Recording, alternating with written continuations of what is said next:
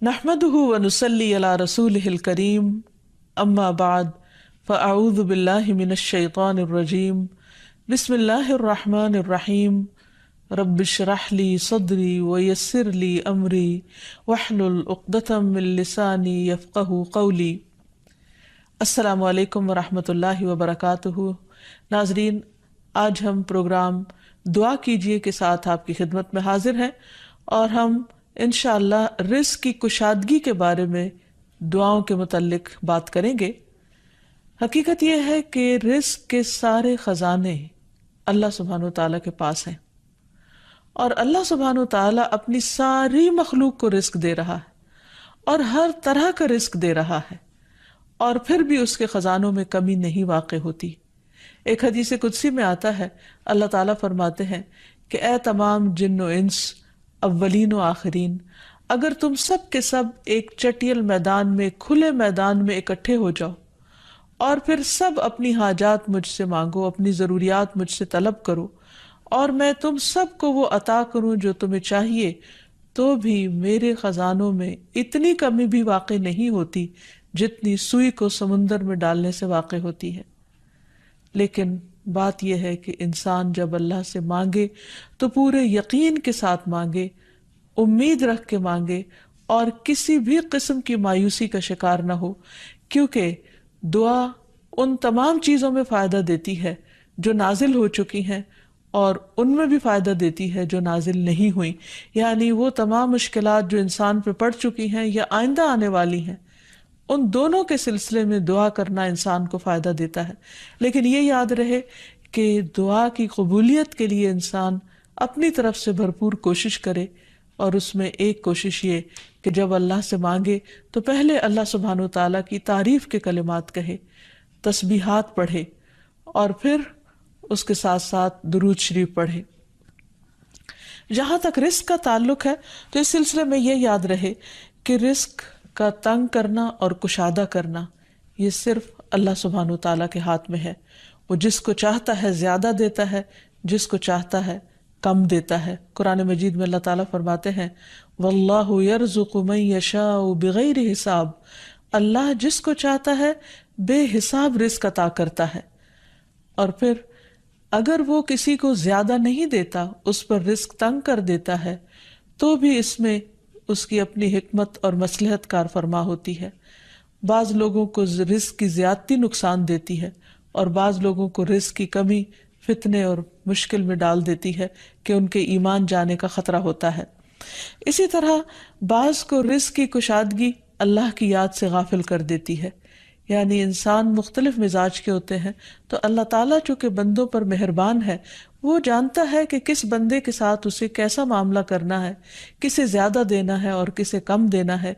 इसलिए हमारे मामले में अल्लाह ताला का जो भी फैसला हो उसे बखुशी कबूल कर लेना चाहिए और उसके साथ साथ उससे अच्छी उम्मीद रखनी चाहिए। रिस्क के सिलसिले में ये बात भी याद रहे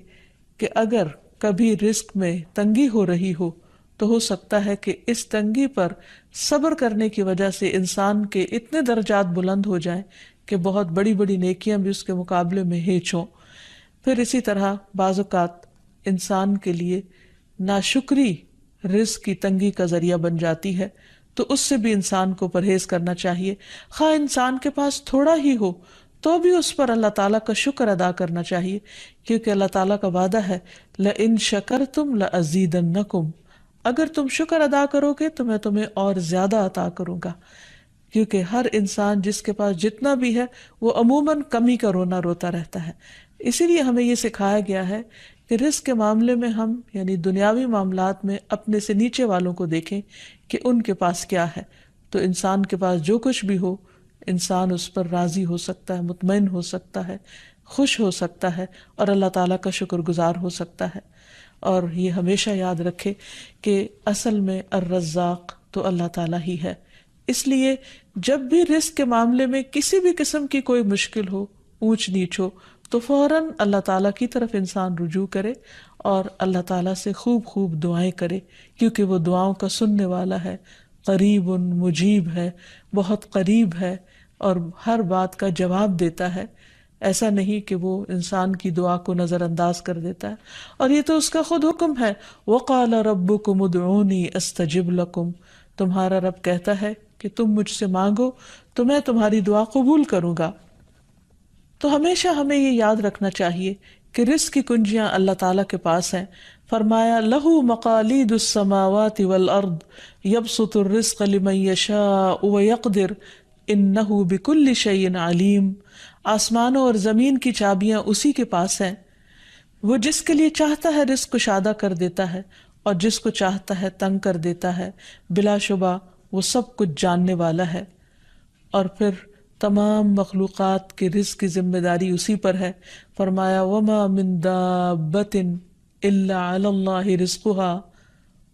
اور کوئی جاندار ایسا نہیں کہ جس کے رزق کا ذمہ اللہ کے اوپر نہ ہو۔ کوئی ایک چھوٹی سے چھوٹی چیونٹی اور اس سے بھی چھوٹی مخلوق، ان سب کو وہی کھلاتا اور پلاتا ہے، وہی زندگی دیتا ہے اور زندگی کے اسباب مہیا کرتا ہے، لیکن اکثر لوگ اللہ تعالیٰ کے اس اختیار سے لا علم ہیں۔ اسی لیے اللہ تعالیٰ فرماتے ہیں قُلْ إِنَّ رَبِّي يَبْسُطُ الرِّزْقَ لِمَن يَشَاءُ وَيَقْدِرُ وَلَكِنَّ أَكْثَرَ النَّاسِ لَا يَعْلَمُونَ، کہہ دیجئے بے شک میرا رب رزق فراخ کرتا ہے جس کے لیے چاہتا ہے اور تنگ کر دیتا ہے، لیکن اکثر لوگ علم نہیں رکھتے، یعنی بہت سے لوگ اس حقیقت کو بھول جاتے ہیں، اور جب ان کے پاس زیادہ آتا ہے تو وہ سمجھتے ہیں کہ یہ ان کی محنت کا نتیجہ ہے، یہ ان کی کوششیں اور ان کے سمجھداری ہے جس کی وجہ سے ان کو زیادہ ملا ہے، اور اگر کسی کے پاس کم ہوتا ہے تو عموماً لوگ سمجھتے ہیں کہ یہ اس کی اپنی حماقت اور بے وقوفی کی وجہ سے یا ناسمجھی کی وجہ سے اس کو نہیں مل رہا۔ حالانکہ بعض اوقات اللہ سبحانہ وتعالیٰ انتہائی ناسمجھ لوگوں کو بھی بہت کچھ عطا کر دیتا ہے، اور بعض اوقات بہت زیادہ پڑھے لکھے سمجھدار عقل مند لوگ اپنے 2 وقت کے کھانے کے لیے بھی پریشان ہوتے ہیں۔ حقیقت یہ ہے کہ اللہ سبحانہ وتعالیٰ جسے چاہے خوب نوازے، اور دینے سے اس کے خزانوں میں کوئی کمی واقع نہیں ہوتی، اور یہ اس کی اپنی مشیت اور اس کی اپنی چاہت ہے۔ وہ چاہے تو اپنے نافرمانوں کو بہت کچھ دے دے۔ ہم دیکھتے ہیں کہ دنیا میں بہت سے لوگ اس کی ذات کا بھی انکار کرتے ہیں، اس کے آگے سجدہ بھی نہیں کرتے، اس کی راہ میں کچھ صدقہ خیرات بھی نہیں کرتے، لیکن اس کے باوجود ان پر رزق برستا ہی چلا جاتا ہے، کیونکہ اللہ سبحانہ وتعالیٰ ان کو ڈھیل دیتا ہے۔ پھر اسی طرح اللہ تعالیٰ نے ہر ایک کا چونکہ رزق مقرر کر رکھا ہے، تو جن کے حصے میں زیادہ دیا یا زیادہ رکھا ہے، وہ ایسا نہیں کہ ضروری طور پر ان کی کسی نیکی کی وجہ سے ہی ہو، وہ اللہ تعالیٰ کی تقسیم کی بنا پر ہے، اللہ تعالیٰ کا اپنا فیصلہ ہے جو اس کے حکمت پر مبنی ہے، جسے انسان نہیں جانتے، کیونکہ اللہ تعالیٰ نے ہر انسان کا رزق مقرر کر رکھا ہے، اور جو انسان کے مقدر میں ہوتا ہے وہ اس کو مل کر رہتا ہے۔ اسی لیے جابر بن عبداللہ کہتے ہیں کہ اللہ کے رسول صلی اللہ علیہ وسلم نے فرمایا، اگر ابن آدم اپنے رزق سے اسی طرح بھاگے جس طرح موت سے بھاگتا ہے، تو بھی رزق اسے اسی طرح پالے گا جس طرح اسے موت پا لیتی ہے، یعنی اس کا رزق اس تک پہنچ کر رہے گا۔ اس سلسلے میں ایک بہت اہم بات یاد رکھنے کی ہے کہ انسان رزق کے معاملے میں ہمیشہ اللہ تعالیٰ کی طرف رجوع کرے، اور کسی بھی پریشانی کی صورت میں غیر اللہ کی طرف رجوع نہ کرے، یعنی اپنے دکھ، تکلیف، پریشانی، اس کا داستان، اس کے بپتا صرف اللہ تعالیٰ کو سنائے، اسی سے دعائیں مانگے، اور یہ مت سمجھے کہ اللہ تعالیٰ نہیں سنتا تو وہ کسی اور کے در پر جا کر اپنی مشکل بیان کر کے اسے مشکل کشا سمجھتے ہوئے اس سے اپنی حاجات پوری کروا سکتا ہے۔ قرآن مجید میں اللہ تعالیٰ فرماتے ہیں وَاللَّهُ جَعَلَ لَكُم مِّنْ أَنفُسِكُمْ أَزْوَاجًا وَجَعَلَ لَكُم مِّنْ أَزْوَاجِكُمْ بَنِينَ وَحَفَدًا وَرَزَقَكُم مِّنَ الطَّيِّبَاتِ أَفَبِالْبَاطِلِ يُؤْمِنُونَ وَبِنِعْمَةِ اللَّهِ هُمْ يَكْفُرُونَ وَيَعْبُدُونَ مِن دُونِ اللَّهِ مَا لَا يَمْلِكُ لَهُمْ رِزْقًا مِّنَ السَّمَاوَاتِ وَالْأَرْضِ شَيْئًا وَلَا يَسْتَطِيعُونَ، اور اللہ نے تمہارے لیے خود تم ہی سے بیویاں بنائیں، اور تمہارے لیے تمہاری بیویوں سے بیٹے اور پوتے بنائے، اور تمہیں پاکیزہ چیزوں سے رزق دیا، تو کیا وہ باطل کو مانتے ہیں اور اللہ کی نعمت کا انکار کرتے ہیں؟ اور وہ اللہ کے سوا ان کی عبادت کرتے ہیں جو نہ انہیں آسمانوں اور زمین سے کچھ بھی رزق دینے کے مالک ہیں اور نہ وہ طاقت رکھتے ہیں۔ تو اس آیت سے واضح طور پر پتہ چلتا ہے کہ اللہ کے رزق کے خزانے صرف ان کا مالک اللہ ہی ہے، اس کے علاوہ کوئی نہیں۔ اگر اللہ تعالیٰ کسی کو رزق نہ دے تو کوئی اور کچھ بھی نہیں دے سکتا، کیونکہ اللہ تعالیٰ نے ملکیت کے یہ سارے اختیارات اپنے پاس رکھے ہوئے ہیں، کسی اور کو نہیں دیے۔ جیسا کہ ایک اور آیت میں آتا ہے کہ انسان کو اللہ ہی کے ہاں رزق تلاش کرنا چاہیے۔ فرمایا انما تعبدون من دون اللہ اوثانا وتخلقون افکا ان الذین تعبدون من دون اللہ لا يملكون لكم رزقا فابتغوا عند اللہ الرزق واعبدوہ واشکروا لہ الیہ ترجعون۔ تم اللہ کے سوا چند بتوں ہی کی تو عبادت کرتے ہو اور تم سراسر جھوٹ گھڑتے ہو۔ بلا شبہ اللہ کے سوا جن کی تم عبادت کرتے ہو تمہارے لیے کسی رزق کے مالک نہیں، سو تم اللہ کے ہاں ہی رزق تلاش کرو اور اسی کی عبادت کرو اور اس کا شکر کرو، اسی کی طرف تم لوٹائے جاؤ گے۔ یعنی اسی نے تمہیں پیدا کیا، وہی تمہیں رزق دیتا ہے، اسی کی طرف تمہاری واپسی ہے۔ اس لیے تم نہ اللہ کے سوا کسی اور کی عبادت کرو اور نہ ہی اس کے آگے ہاتھ پھیلاؤ اور نہ اس سے توقع رکھو کہ وہ تمہیں کچھ دے گا، بلکہ اس کے مقابلے میں پورے یقین کے ساتھ اللہ تعالیٰ سے ہی مانگتے رہو، کیونکہ نبی صلی اللہ علیہ وسلم نے فرمایا کوئی شخص اس طرح دعا نہ کرے کہ اے اللہ اگر تو چاہے تو مجھے روزی دے، بلکہ پختگی کے ساتھ سوال کرے، پورے عزم کے ساتھ سوال کرے، کیونکہ اللہ جو چاہتا ہے کرتا ہے اور اس پر کوئی جبر کرنے والا نہیں ہے۔ اور جب بندہ اللہ سے رزق مانگتا ہے تو اللہ تعالیٰ اس کو عطا کرتا ہے۔ نبی صلی اللہ علیہ وسلم نے فرمایا جب تم اللہم ارزقنی کہو گے تو اللہ تعالیٰ فرمائے گا میں نے رزق دینے کا فیصلہ کر لیا۔ یعنی جب تم کہو گے کہ اللہ مجھے رزق دے تو اللہ تعالیٰ تمہیں جواب دے گا کہ ہاں میں تمہیں رزق دوں گا۔ اس لیے اس حوالے سے مکمل طور پر اللہ سبحانہ وتعالیٰ پر بھروسہ کرنا چاہیے، اللہ تعالیٰ کا تقوی کرنا چاہیے، یعنی اللہ تعالیٰ سے ڈرتے رہنا چاہیے اور رزق کی تلاش میں حرام راستے اختیار نہیں کرنے چاہیے، کیونکہ اللہ سبحانہ وتعالیٰ کا وعدہ ہے وَمَن يَتَّقِ اللَّهَ يَجْعَل لَّهُ مَخْرَجًا وَيَرْزُقْهُ مِنْ حَيْثُ لَا يَحْتَسِبُ۔ جو اللہ کا تقوی اختیار کرے گا اللہ تعالیٰ اس کے لیے مشکل سے نکلنے کی کوئی راہ ضرور بنا دے گا اور اس کو وہاں سے رزق عطا کرے گا جہاں سے وہ سوچتا بھی نہیں ہوگا، یعنی اس کا وہم و گمان بھی نہیں ہوگا، اس کا خیال بھی نہیں ہوگا۔ اللہ تعالیٰ غیب سے ایسے اسباب پیدا کر دے گا جن کے بارے میں انسان نے کبھی سوچا نہ ہوگا، لیکن شرط یہ ہے کہ جب انسان کے اوپر آزمائش کا وقت ہو تو اس وقت وہ اللہ تعالیٰ سے حلال ہی کو طلب کرتا رہے اور پریشان ہو کر حرام راستے اختیار نہ کرے۔ اللہ تعالیٰ کا وعدہ ہے کہ اگر کوئی اللہ سے ڈرتا ہے، اللہ کی اطاعت کرتا ہے، اللہ کی نافرمانی سے بچتا ہے، تو پھر ایسی صورت میں اللہ تعالیٰ اس پر آزمائش کے ختم ہونے کے بعد آسمان و زمین سے برکتوں کے دروازے کھول دے گا۔ فرمایا وَلَوْ أَنَّ أَهْلَ الْقُرَىٰ آمَنُوا وَاتَّقَوْا لَفَتَحْنَا عَلَيْهِمْ بَرَكَاتٍ مِّنَ السَّمَاءِ وَالْأَرْضِ۔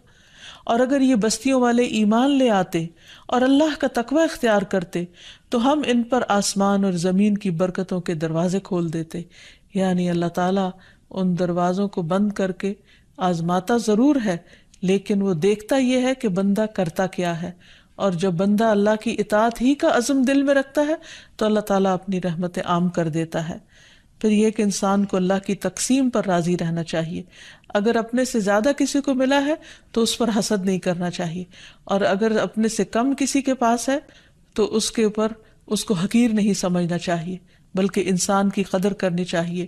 اور ہمیشہ یہ سوچنا چاہیے کہ اس کو مجھ سے زیادہ دینے والے کو بھی دینے والا رب ہے، مجھے بھی میرے رب نے ہی دیا ہے، اور جس کے پاس کم ہے اس کا بھی مالک وہی ہے۔ اور یہ بھی انسان یاد رکھے کہ انسان جب حرام سے بچتا ہے، غلط راستوں سے بچتا ہے، اللہ تعالیٰ کی فرما برداری کرتا رہتا ہے، اس کا شکر ادا کرتا رہتا ہے، تو اللہ تعالیٰ اس کو حلال طریقوں سے بھی رزق عطا کرتا ہے۔ حدیث میں آتا ہے کہ رزق کی تلاش میں میانہ روی اختیار کرو، یعنی بہت ڈیسپریٹ نہ ہو جاؤ، اللہ تعالیٰ ضرور دروازہ کھولے گا۔ کہیں ایسا نہ ہو کہ رزق کا مؤخر ہونا یعنی ڈیلے ہونا تمہیں اس بات پر اکسا دے کہ تم اللہ تعالیٰ کی نافرمانیاں کرنے لگو، یعنی نافرمانی کے ذریعے اس کا رزق تلاش کرو۔ یاد رکھو جو کچھ اللہ تعالیٰ کے پاس ہے وہ اس کی اطاعت سے ہی حاصل کیا جا سکتا ہے۔ اور اس سلسلے میں خصوصی طور پر استغفار بہت کارآمد ہے کہ انسان اپنے گناہوں کی معافی مانگتے ہوئے اللہ تعالیٰ سے رزق کے لیے دعا کرے، پھر اسی طرح رشتہ داروں کے ساتھ اچھا سلوک کرے، کیونکہ نبی صلی اللہ علیہ وسلم نے خاص طور پر یہ بات فرمائی ہے کہ جو شخص یہ چاہتا ہے کہ اس کی عمر دراز ہو اور اس کے رزق میں وسعت ہو تو اسے چاہیے کہ وہ صلہ رحمی کرے، یعنی اپنے رشتہ داروں کے ساتھ اچھا سلوک کرے۔ یعنی جس نیکی کا اجر انسان کو دنیا میں بہت جلد مل جاتا ہے، ان میں سے بہت اہم نیکی صلہ رحمی ہے، والدین کے ساتھ حسن سلوک ہے۔ ایک حدیث میں آتا ہے کہ کچھ گھرانوں کے لوگ جو فاسق و فاجر بھی ہوتے ہیں، لیکن جب وہ صلہ رحمی کرتے ہیں تو اس کی بنا پر ان کے مال بڑھ جاتے ہیں، یعنی رشتہ داروں کے ساتھ اچھے سلوک کی وجہ سے ان کے مال میں اور اضافہ ہو جاتا ہے اور ان کے افراد کی کثرت ہو جاتی ہے۔ پھر انسان ہمیشہ یہ یاد رکھے کہ مال دینے سے بڑھتا ہے، صدقہ خیرات مال میں اضافے کا ذریعہ بنتا ہے۔ پھر اسی طرح خرید و فروخت میں سچ بولنا مال میں برکت پیدا کر دیتا ہے اور جھوٹ مال کی برکت کو اٹھا دیتا ہے۔ اور پھر خاص طور پر انسان رزق کے لیے دعائیں کرتا رہے، کیونکہ سارے خزانے تو اللہ کے پاس ہیں، وہ جب جس کو جتنا چاہے عطا کر سکتا ہے۔ اس کے لیے نبی صلی اللہ علیہ وسلم کی سکھائی ہوئی مسنون دعائیں بہت ہی بہترین ہیں۔ نبی صلی اللہ علیہ وسلم ہر روز صبح فجر کی نماز کے بعد یہ دعا پڑھتے تھے، اللہم انی اسألک علما نافعا ورزقا طیبا وعملا متقبلا۔ اے اللہ، میں تجھ سے علم نافع، طیب رزق یعنی پاکیزہ رزق اور مقبول عمل کا سوال کرتا ہوں، یعنی ایسے عمل کی توفیق دے جو تیرے ہاں قبول ہو جائے، تجھے پسند آ جائے۔ اور اس کے ساتھ ساتھ انسان کو حرام سے بچنے کی دعا کرنی چاہیے۔ اس سلسلے میں آپ صلی اللہ علیہ وسلم نے جو دعا سکھائی وہ ہے، اللہم اکفنی بحلالک عن حرامک واغننی بفضلک عمن سواک۔ اے اللہ، اپنے حلال کے ذریعے حرام سے میری کفایت فرما، یعنی مجھے اتنا حلال دے کہ مجھے حرام کی ضرورت ہی نہ رہے، اور اپنی مہربانی سے مجھے اپنے علاوہ ہر ایک سے بے نیاز کر دے، یعنی مجھے انسانوں کا محتاج نہ کر، کسی اور کا محتاج نہ کر، صرف اپنے خزانوں سے عطا فرما۔ پھر اسی